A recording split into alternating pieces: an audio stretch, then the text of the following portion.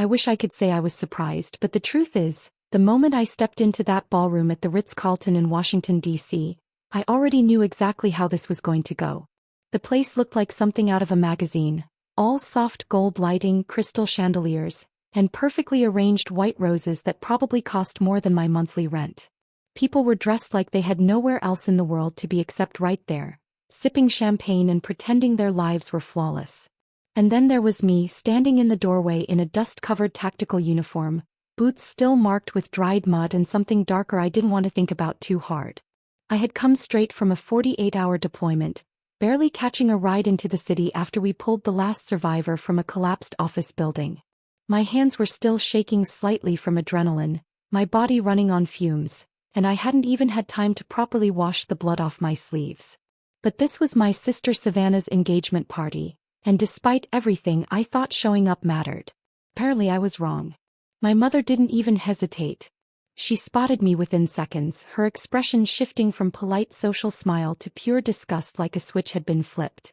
She crossed the room faster than I expected, heels clicking sharply against the polished floor, and before I could even say hello, she leaned in just enough to keep her voice low but venomous. "Don't you dare touch me with those filthy hands. You look like you crawled out of a sewer, and I won't have you ruining the aesthetic of Savannah's $15,000 engagement photos.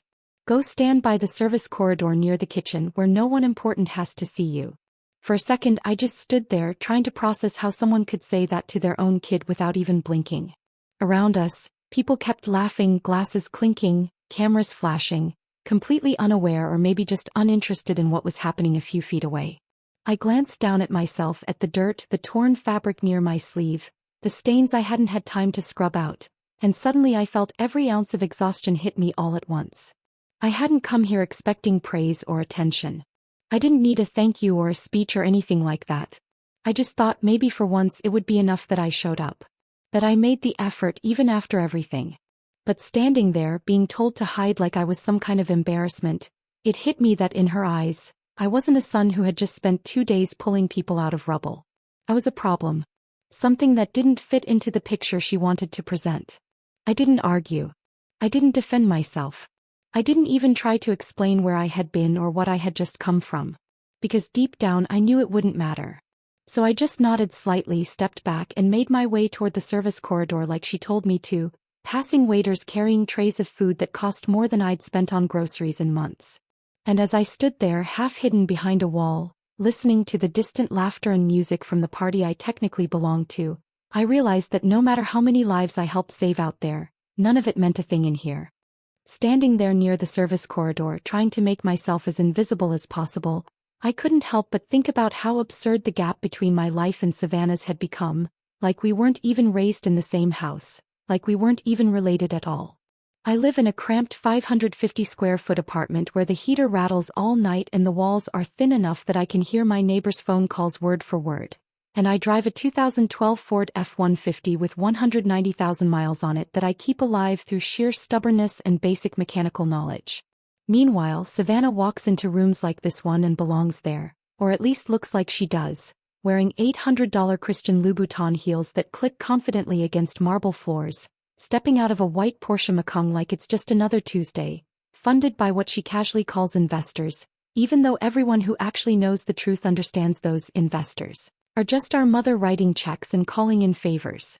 People in that ballroom were probably looking at her thinking she was self-made, brilliant, someone climbing the ladder on pure talent and ambition, especially with that polished title she loves to drop into every conversation, strategic consultant at the Pentagon, said just slowly enough to make sure it lands.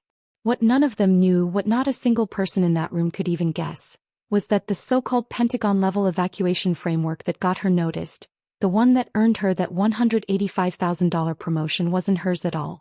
It was mine. I can still remember exactly how it started, like a bad decision you recognize too late but follow through with anyway.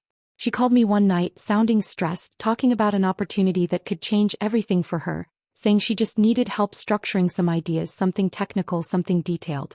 I told myself it was just helping my sister, just doing what family does, and I said yes without thinking twice. That little bit of help turned into 14 straight nights of work, barely sleeping, running on cold 7-Eleven coffee that tasted like burnt plastic, and regret, sitting at my small kitchen table at 3:14 a.m. more nights than I can count, typing until my fingers cramped and my vision blurred. I built that framework from the ground up, every line, every contingency, every logistical pathway mapped out based on real-world scenarios I'd actually lived through, not theories pulled from textbooks. I wrote over 400 pages, detailing evacuation timing, structural collapse variables, medical triage flow, resource allocation under pressure, all the things that actually matter when lives are on the line. It wasn't just work, it was everything I knew poured into something I thought would help her succeed. When I finally handed it over, I didn't ask for anything in return. Not money, not credit, not even recognition. I just thought she'd appreciate it, that maybe she'd at least acknowledge what it took. Instead, she took it, presented it like it was entirely hers, and a few weeks later she landed that promotion like it had just fallen into her lap. $185,000, a new title, more influence, more attention, everything she ever said she wanted. Me. I didn't even get a thank you text. Not a call, not a message, not even a lazy thumbs up. Just silence, like those 14 nights never happened, like I never sat there sacrificing sleep, sanity, and time I didn't really have to give. Watching her now, laughing with people who had no idea what she actually did or didn't do, I realized it wasn't just that she took the credit. It was that she never once thought I deserved any part of it. The gala itself felt like the peak of everything that had been building for years, like all the hypocrisy had finally found the perfect stage to show itself without even trying to hide. Savannah stood under this massive custom banner that I overheard someone brag cost $1,200 just to print, her name stretched across it in elegant lettering like she was some kind of savior, holding a glass of champagne that cost more than I spend on groceries in a week. The lighting hit her perfectly, soft and golden, cameras angled just right, and there were about 120 guests in the room, all dressed like power and money had a dress code. She spoke with confidence, the kind that comes from never being questioned, telling the crowd how she revolutionized casualty stabilization protocols, how her framework was designed to maximize survival rates in high-risk evacuations, how it could change the way organizations respond to disasters. Every word she said landed exactly the way she wanted it to, people nodding, some even clapping lightly before she had finished, completely captivated by something she had never actually lived through. And I just stood there at the edge of the room, listening to my own work being retold like a polished story, stripped of the exhaustion, the fear, the real-life weight behind every decision written into it. She talked about timing windows like they were theoretical models, not something measured in seconds while someone is bleeding out in front of you. She described triage flow like it was a diagram on a slide, not a choice between who you can save and who you can't. At some point, without really thinking about it, I started walking toward the VIP table. Maybe it was instinct, maybe it was anger, or maybe I just wanted to see if anyone there would actually look at me and recognize something real for once. But the second I got close, my mother noticed. Her reaction was immediate and sharp. She physically stepped back like I had brought something contagious into the space, her expression tightening as her fingers gripped her silk clutch so hard her knuckles went pale. She leaned in just enough so no one else would hear, but there was nothing subtle about the way she said it. "You're an embarrassment, Riley." The words didn't even sound emotional, just cold and precise, like she had rehearsed them. She glanced briefly toward the stage where Savannah was still talking, soaking in attention that didn't belong to her, then back at me with that same look of disappointment I'd seen my entire life. Savannah is a hero in a boardroom while you're just a glorified janitor for broken people. For a moment, everything around me felt distant, like the sound in the room had been turned down. Not because what she said was new, but because of how easily she said it, like reducing everything I've done to something that small was completely reasonable to her. Standing next to her was Carter, Savannah's fiancé, perfectly tailored suit, posture relaxed in that effortless way people have when they've never had to prove anything real. On his wrist was a $12,000 Breitling watch that caught the light every time he moved his hand. He didn't even bother acknowledging me properly. Instead, he gave me a quick smirk, the kind that doesn't reach the eyes, and without breaking his focus, he handed his empty glass to a passing waiter like I wasn't even worth the effort of basic attention. And that was it. No confrontation, no scene, just quiet dismissal in a room full of people who would never know the difference. In that moment, it became painfully clear that in their world, value wasn't measured by what you actually do, but by how clean you look while pretending to do it. I didn't say anything after that. There wasn't really a point. I just turned and walked away before anyone could add something else, before I gave them the satisfaction of seeing any kind of reaction on my face. The noise of the gala faded the further I moved from the main hall, replaced by the low hum of refrigeration units and the clatter of dishes somewhere deeper in the kitchen. I ended up in the service hallway, the kind of place guests weren't supposed to see, where everything was functional and unpolished, where nobody cared about aesthetics or appearances. I leaned back against a cold industrial fridge, the metal pressing through the thin fabric of my already worn uniform, grounding me in a way the ballroom never could. My hands were shaking slightly, but not from fear, not from anything anyone in that room had said. It was the aftermath of everything else, the 22 milligrams of caffeine from a cheap energy drink still running through my system, the crash threatening to hit at any moment, mixed with the slow, heavy realization settling in. For a while I just stood there, staring at the scuffed tile floor, listening to my own breathing, letting the silence stretch. Then instinct took over, the part of me that never really switches off. I reached into my pocket and pulled out my secure satellite comms device, compact, matte black, scuffed at the edges from actual use. In a room full of people flashing wealth and status, it was probably the only thing there that actually meant something in a real-world situation. The screen lit up the second I activated it, and there it was, impossible to ignore. A red notification flashing across the display. Emergency activation. Diplomatic compound under attack. Sector 4. Just like that, everything snapped back into focus. My exhaustion, the insults, the entire night, all of it got pushed aside by something far more familiar. This was real. This was what I actually did. I shifted my weight, exhaling slowly, already running through scenarios in my head, response times, possible casualties, structural risks. My body knew what to do even if my mind was still catching up. But before I moved, I glanced back through the glass doors leading into the ballroom. From that angle, everything looked almost surreal.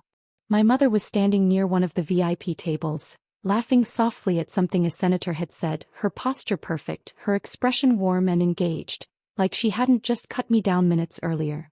Savannah was still surrounded by people, still glowing under attention that didn't belong to her. The entire room carried on like nothing outside of it could possibly matter. And that's when it hit me clear and sharp. They didn't just look down on what I did. They depended on it. They depended on people like me stepping in when things went wrong, cleaning up disasters, saving lives, making impossible decisions under pressure.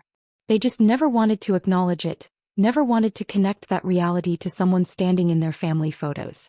It was easier for them if I stayed quiet, if I stayed in the background, if I kept letting them take what they needed without ever questioning it.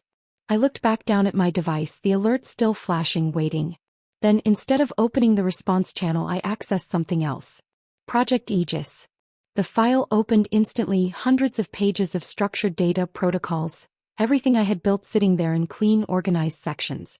Her version. My work. Still active, still accessible, still being used. I lowered myself onto a nearby milk crate, the plastic creaking slightly under my weight, and for a moment I just stared at the screen. Not hesitating, just acknowledging what this meant. Then I started typing. My fingers moved steadily, no shaking now, no uncertainty. Revoke shared access to Project Aegis. Source. Original author. I hovered there for half a second, then confirmed the command. No announcement. No confrontation. Just a quiet correction of something that should have never been taken in the first place. 3 weeks later, I was back on U.S. soil after another deployment in the Middle East, carrying more than just fatigue with me this time.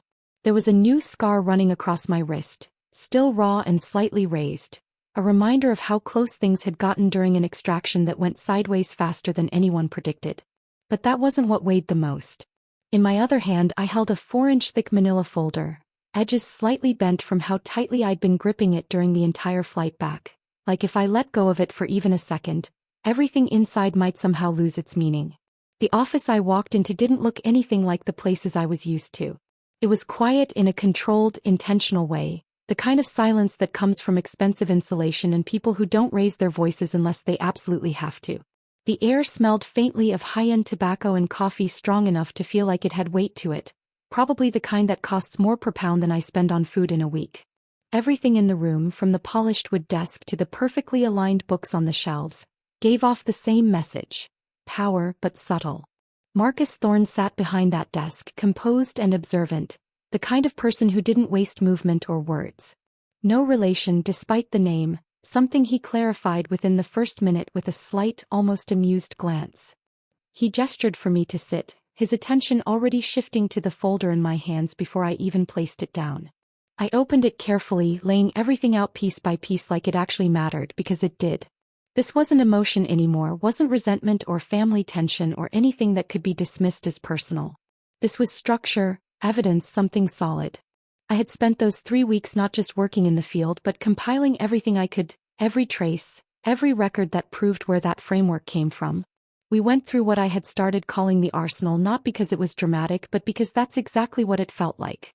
The first set of documents were timestamped server logs, precise down to the second, showing my IP address active at 2:45 a.m. on multiple nights, creating and modifying the original files that would later become Project Aegis.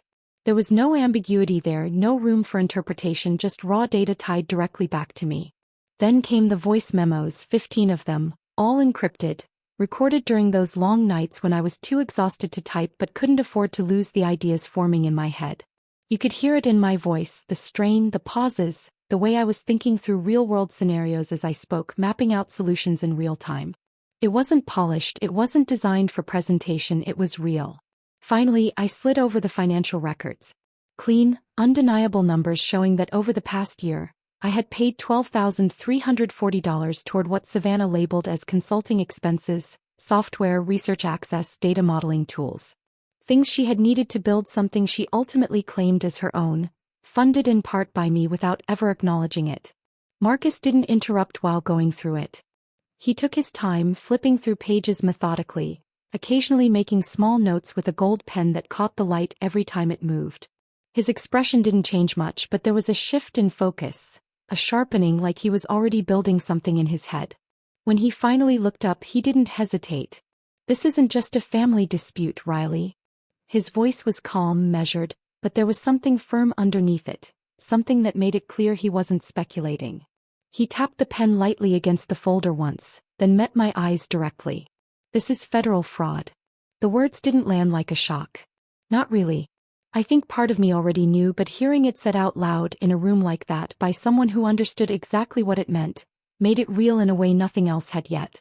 3 weeks later, they were celebrating again like nothing in the world could touch them, like everything had gone exactly the way it was supposed to. Savannah and my mother decided to host what they called a victory brunch at our family's estate in Great Falls. And even from the moment I pulled up, it was obvious this wasn't just a casual gathering, it was another carefully staged performance. The lawn was perfectly maintained, every hedge trimmed with surgical precision, tables arranged under white canopies, glasses catching the sunlight at just the right angle. There were 65 guests, maybe more, all dressed in that effortless, expensive way that never actually looks effortless if you know what you're looking at. I could see the catering spread from the driveway alone, servers moving in smooth, rehearsed patterns, trays of Wagyu sliders disappearing almost as quickly as they came out, a mimosa fountain set up like some kind of centerpiece, champagne flowing constantly. I overheard someone mention the catering alone cost around $4,500, said casually, like it was just another detail that didn't really matter. The weather couldn't have been more perfect if they had paid for it too, 72 degrees, clear sky, just enough of a breeze to keep everything comfortable. And right in the center of it all was Savannah. She looked exactly how they wanted her to look, standing there in a $2,400 Zimmermann dress, light fabric catching the sunlight as she moved, smiling, laughing, completely at ease as people circled around her offering congratulations. I caught pieces of conversation as I walked closer, mentions of her National Security Award, the way people said it with just enough admiration to reinforce the image she had built. She nodded in all the right places, accepted compliments like she had earned every single one of them. I checked the time out of habit. 1:15 p.m. I had made sure of that. For the first time in a long while, I wasn't covered in dust or blood or exhaustion. I was wearing my full dress blues, pressed clean, sharp lines, everything exactly where it should be. The kind of uniform that doesn't just represent a job but everything behind it. In my hand I carried a black binder, simple on the outside, but heavy in a way that had nothing to do with its weight. I held it steady, not gripping it too tight, not drawing attention to it, but I knew exactly what it was. As I stepped onto the main path leading into the estate, my mother noticed me almost immediately. Her reaction was different this time, not shock, not disgust, but something tighter, more controlled. She moved quickly, intercepting me before I could fully enter the gathering, positioning herself just enough to block the path without making it obvious to anyone watching. Her voice dropped the moment she spoke, low and sharp, that same familiar tone meant to cut without causing a scene. "I told you no work talk today, Riley. Don't be a jealous brat." There it was again, that assumption that everything I did or felt came from jealousy, like that was the only explanation she could accept. Her eyes flicked briefly to the binder in my hand, and for a second I saw it, not fear exactly but awareness. She knew I hadn't come there just to stand quietly in the background this time. I didn't respond. I didn't argue, didn't raise my voice, didn't give her anything she could twist or dismiss. I just looked at her for a moment, long enough to make it clear I heard every word, and then I stepped forward. She shifted slightly, trying to hold her position, but I didn't stop. I walked past her without touching her, without hesitation, without asking for permission like I had my entire life. And just like that, I was inside. I didn't hesitate once I was inside, because hesitation would have given someone the chance to stop me, to spin this into something smaller, something dismissible, and I wasn't there for that anymore.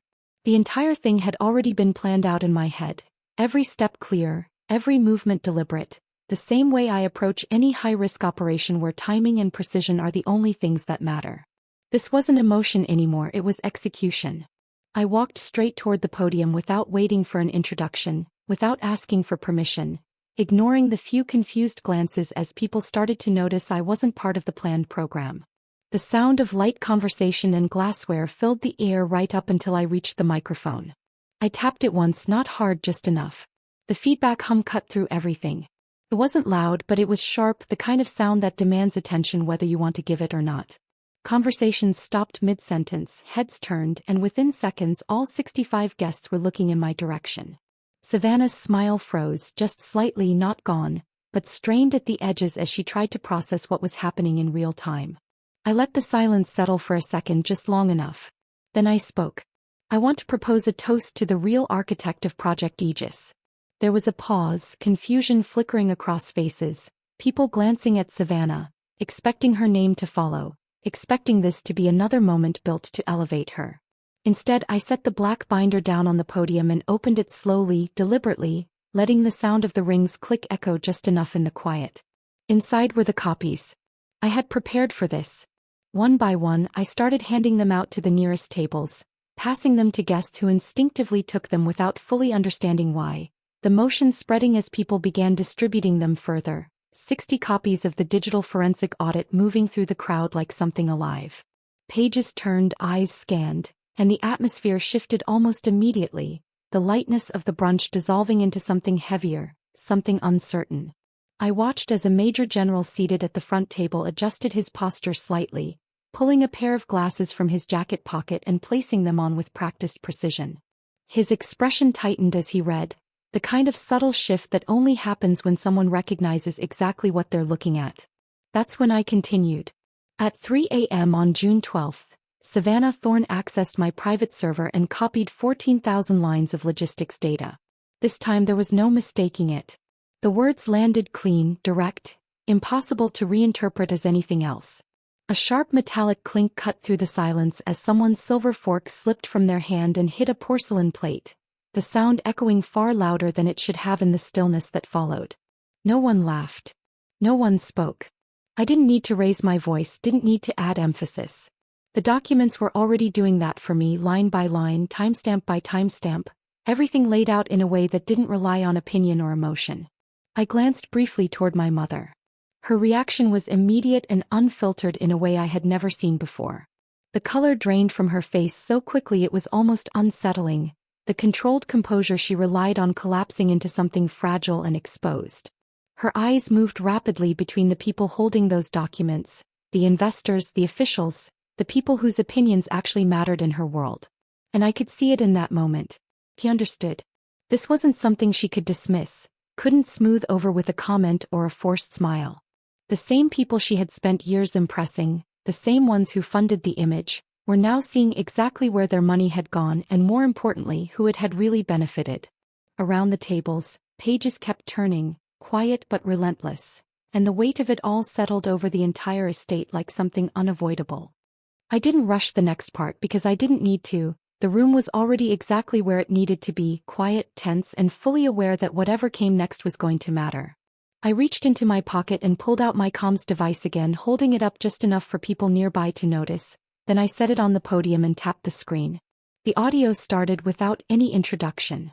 It was only 30 seconds, but it didn't need to be longer. Savannah's voice cut through the silence immediately, sharp, panicked, completely stripped of the polished control she had been performing all afternoon. She was yelling not in a composed or professional way, but in that raw, desperate tone people use when they realize they're out of their depth and there's no one else left to cover for them. She was begging me to fix the errors in the code, her words stumbling over each other, frustration bleeding into panic as she admitted, without realizing it, that she didn't even understand what she was presenting as her own work. In the background of the recording, you could hear it clearly if you knew what to listen for: distant shouting, the unmistakable sound of movement, the kind of noise that only exists when things are actively going wrong. I had taken that call while I was under fire, crouched behind partial cover, trying to split my attention between a real-world crisis and her inability to manage something she claimed to have built. When the audio cut off, it didn't fade, it just stopped. And the silence that followed was heavier than anything before it. I didn't need to say another word. At the front table, the Major General slowly stood up, his movements controlled, deliberate, like someone who had already made a decision and saw no reason to announce it. He picked up his copy of the audit, tucked it neatly under his arm, and without looking at anyone, without acknowledging Savannah or my mother or anyone else in the room, he turned and walked away. No confrontation, no raised voice, just a quiet exit that carried more weight than anything that could have been said. Everyone understood what that meant. The contract, the connections, the credibility, it all walked out with him. I shifted my gaze back towards Savannah. She wasn't standing anymore. At some point during all of that, she had dropped into a chair behind her, her posture completely collapsed, like whatever was holding her up before had just given out all at once. The carefully maintained composure was gone, replaced by something unsteady and exposed. She didn't even seem to notice where she had sat until it was too late, the fabric of her $2,400 Zimmermann dress dipping into a bowl of hollandaise sauce left on the table, staining it in a way that felt almost symbolic. Something expensive and carefully chosen ruined in a moment of carelessness. Carter reacted differently. There was no shock, no hesitation, just calculation. He had already stepped slightly away from the table, phone in hand, his expression focused in a way that made it clear he wasn't processing emotions, he was managing damage. I could see his lips moving as he spoke quietly into the receiver, already contacting his firm, already creating distance between himself and everything unfolding in front of him. There was no glance back towards Savannah, no attempt to help her, no acknowledgement of what this meant for her personally. To him this was just a liability. And liabilities get cut loose. Within moments he was moving toward the exit, still on the call, still focused on protecting his own position. He didn't look at her once as he left, not even out of habit, not even as a reflex. It was as if she had already stopped existing in any way that mattered to him. All around them, the illusion they had built so carefully wasn't just cracking anymore. It was gone. What happened after that wasn't dramatic in the way people expect. There were no shouting matches or public apologies or last-minute attempts to fix things. It was quieter than that, faster and far more final.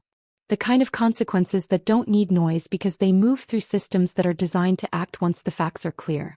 Within 48 hours, the Pentagon had opened a formal investigation under the label of contractual misrepresentation.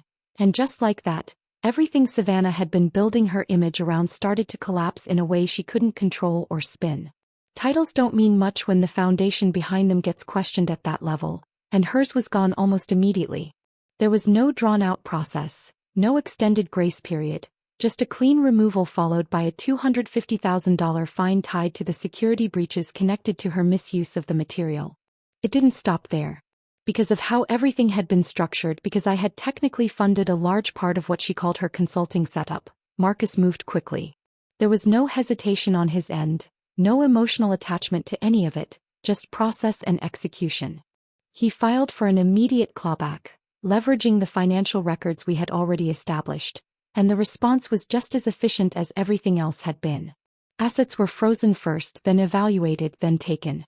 The white Porsche Macan that had been part of her image, the one she stepped out of like it was proof of success, was seized without ceremony. No dramatic repossession, no confrontation, just paperwork, authorization and removal.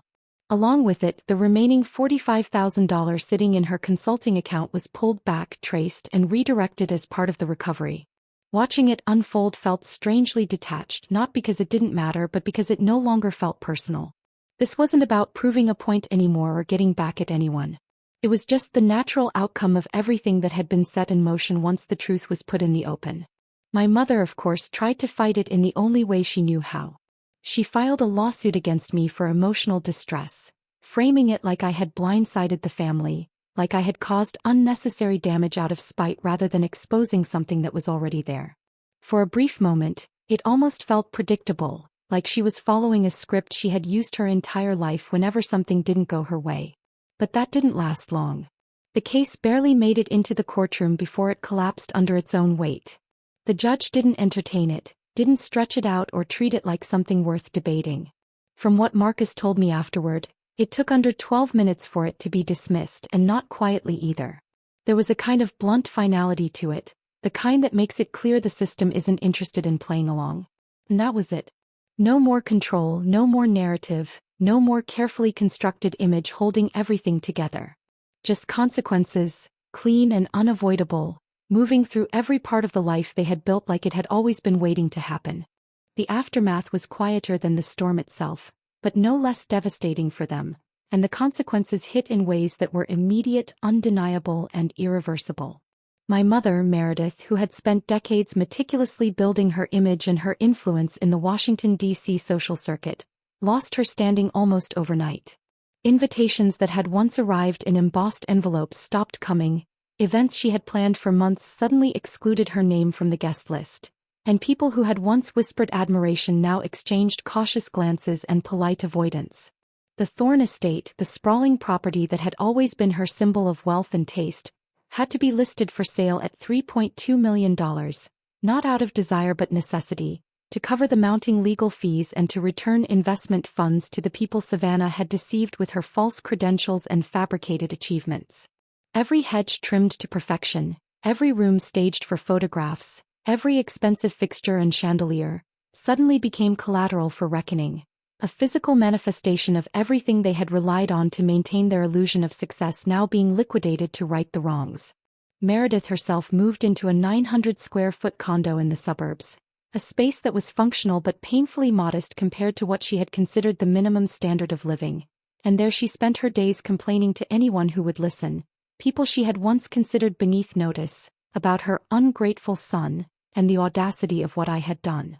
Every interaction carried the weight of entitlement and disbelief, as though my actions were an inexplicable betrayal rather than a correction of long-standing fraud.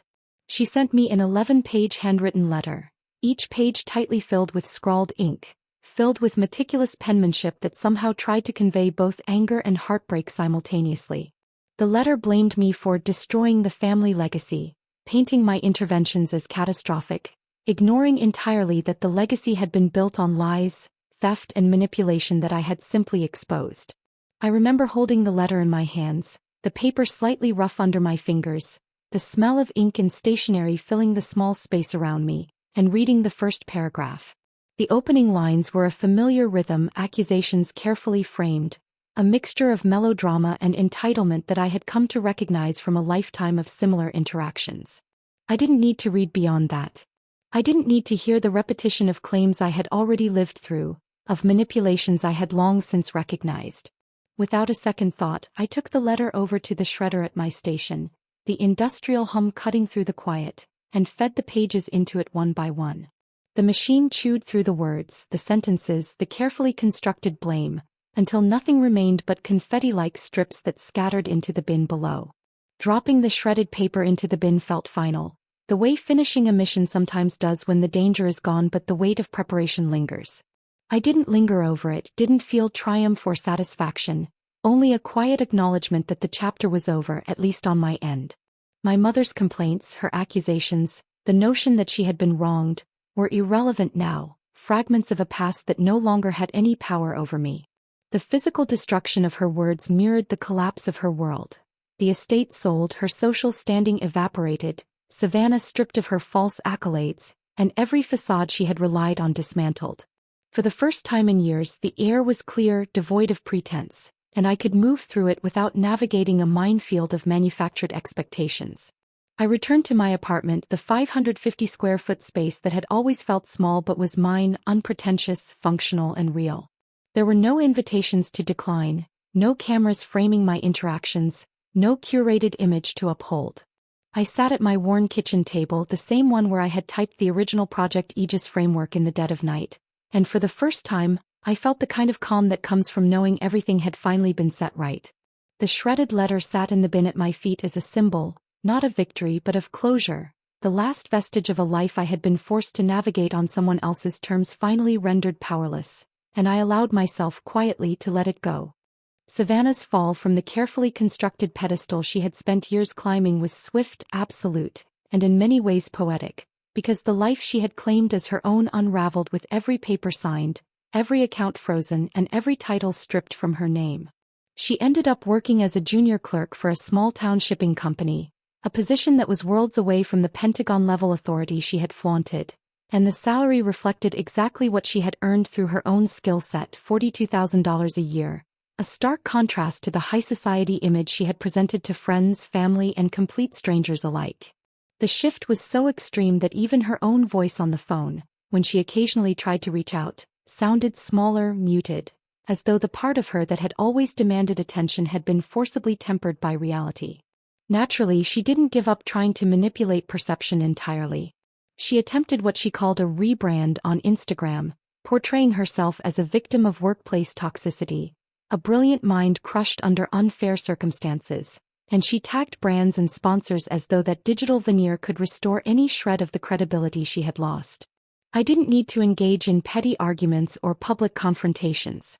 Instead, I acted decisively and silently, sending links to the official Pentagon audit, the one that had documented her fraudulent access and misuse of Project Aegis, to every company that inquired about sponsoring her content or offering partnership deals. Within hours, most of the inquiries evaporated. Emails went unanswered, sponsorships never materialized, and the illusion she tried to cultivate online collapsed just as thoroughly as the social network she had depended on for validation. Currently, she resides in our mother's guest room, a stark and cramped space compared to the sprawling estate she once considered her own domain. The room is cluttered with boxes of designer shoes, handbags, and clothing that she can no longer afford to wear, symbols of a life that existed solely on borrowed credibility and money she had never earned independently. The shoes, once carefully arranged for display, are now stacked haphazardly, some in dust-covered boxes, some spilling onto the floor, a silent testament to the superficiality of the world she once inhabited. Each box seems to echo a story of ambition misused and entitlement unearned, a visual reminder that the trappings of wealth mean nothing without the foundation to support them. In this period of dramatic reversal, one of the most liberating aspects for me was her decision to block me on every platform, cutting off any attempt at contact or interference. No more passive-aggressive posts, no more veiled messages about family obligations or supposed betrayals, nothing. It was an unintentional gift, a final gesture that left me entirely free from her manipulation, her attempts to control the narrative, and the emotional volatility she had wielded as a weapon for so many years. For the first time, interactions between us were reduced to silence, a void in which her presence could no longer impose itself on my life. I found a strange peace in observing the aftermath, not from schadenfreude but from the clarity it brought. The consequences of honesty and accountability had unfolded in real time, irreversible and precise, demonstrating the tangible effects of aligning actions with reality instead of pretense. Savannah's descent, the dissolution of my mother's influence in social and financial circles, the reclaiming of Project Aegis and the funds misappropriated over the years, all of it formed a complete narrative of cause and effect, and in that there was a stark satisfaction. It was a quiet justice, one measured not in spectacle but in outcomes, a conclusion that validated every painstakingly documented hour I had spent building what was rightfully mine.